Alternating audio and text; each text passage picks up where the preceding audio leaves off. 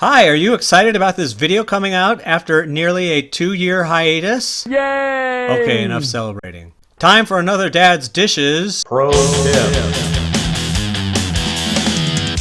Looking for a more nutritious smoothie that still tastes good? Looking for a creamier smoothie? How about a lower calorie option to do that besides bananas?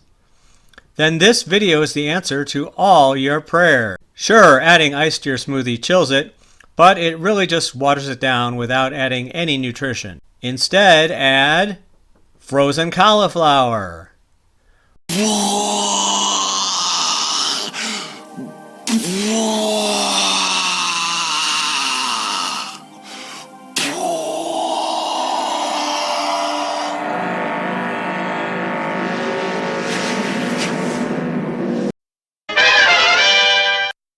One cup of banana slices has over 100 calories, but 1 cup of cauliflower has only 35. And because it's tasteless, it won't alter the flavor of your smoothie. You're welcome. For another nutritious addition that you should make to every smoothie, be sure to check out the video on screen now.